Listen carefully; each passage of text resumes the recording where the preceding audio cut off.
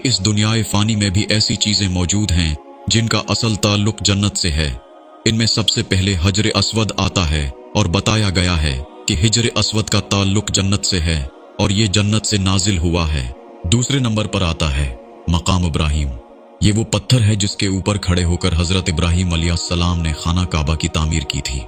इस पत्थर पर हजरत इब्राहिम के कदमों के निशानात आज भी देखे जा सकते हैं। ये पत्थर अब खाना काबा में नस्ब किया गया है।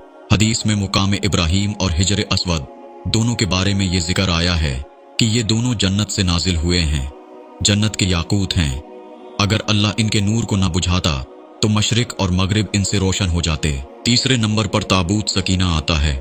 अल्लाह ताला ने बनी इसराइल के मतालिबे पर उनके लिए बादशाह का तकर्रर फरमाया और उसकी दलील के तौर पर बरसों पहले उनके हाथ से खो जाने वाले ताबूती सकीना के दोबारा इस अंदाज में आने का जिक्र फरमाया कि उसे अल्लाह के फरिश्तों ने उठा रखा होगा।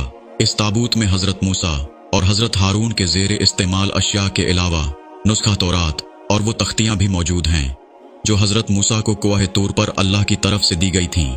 इसके अलावा संदूक में हजरत मूसा का वो करिश्माती असा भी था जिसका बनी इसराइल की जिंदगी पर गहरा असर था। इस संदूक के शाह व खास का ताल्लुक समावी और मलकूती जन्नतों से है।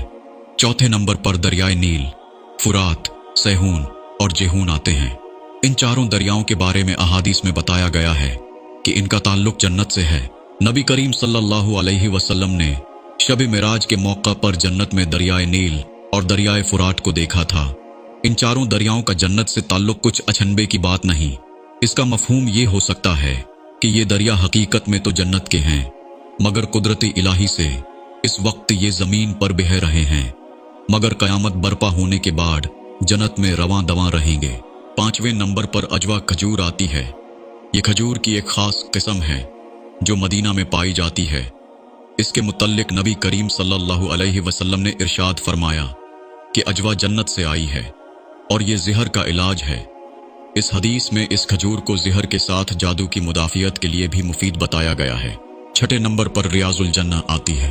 ये मुबारक जगह मस्जिद नबवी में मिंबर रसूल के बाएं जानिब और आपके घर के दाएं जानिब वाक़या है।